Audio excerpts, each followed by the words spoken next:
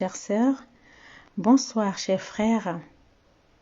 Je suis votre sœur en Christ Sylvie Rézy, animatrice d'un groupe de spiritualité et de prière pour la transformation intérieure, du déploiement des 5 sens et des capacités extrasensorielles.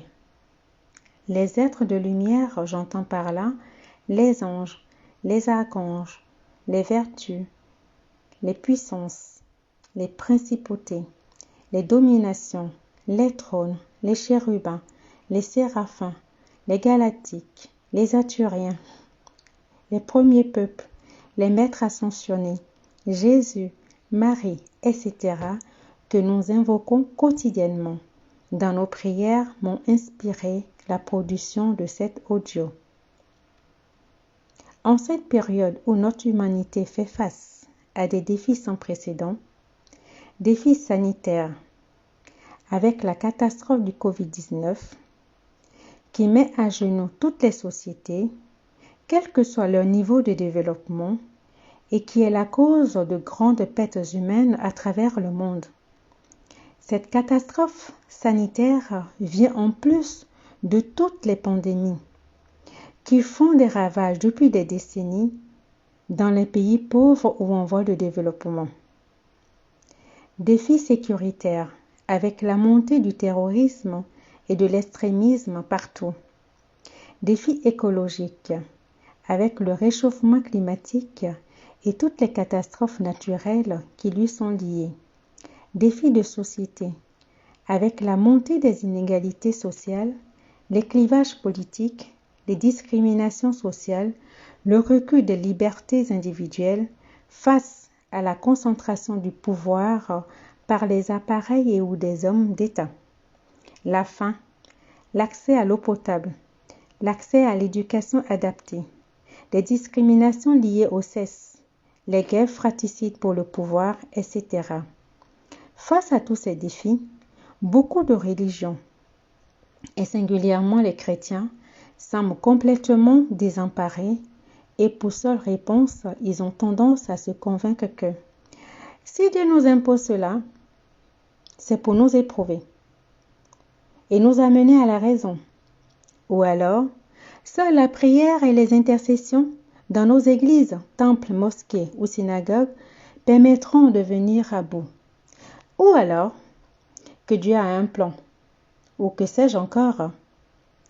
Il est de notre devoir de commencer à penser autrement, à mettre de côté nos croyances limitantes et à nous interroger plus profondément dans notre intériorité et plus spirituellement sur le sens de toutes ces épreuves et comment nous pouvons contribuer à y mettre fin.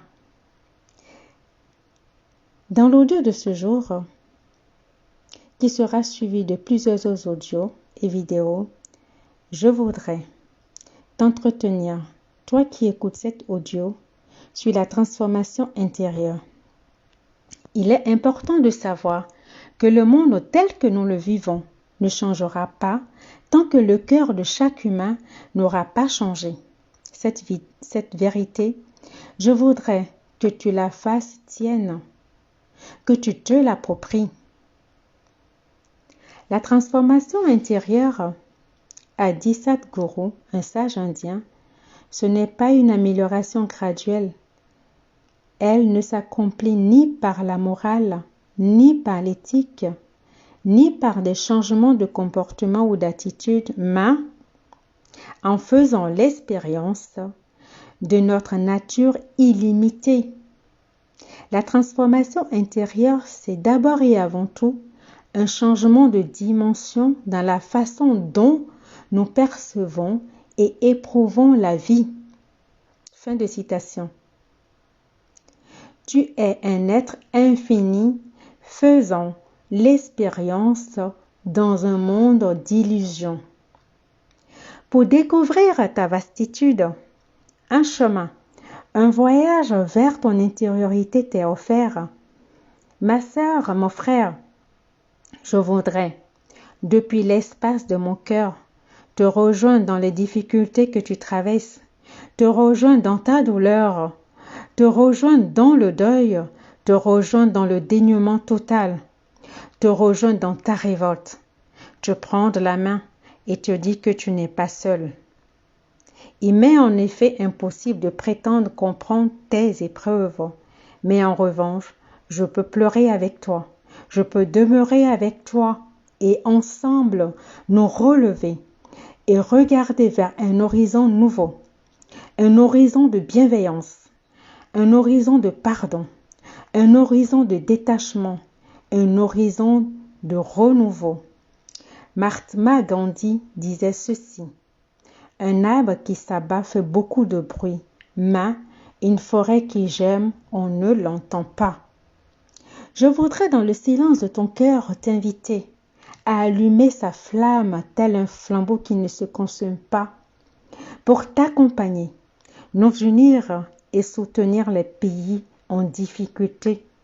Les pays où le peuple n'a pas son mot à dire, mais qui récoltent que des mots de tout genre.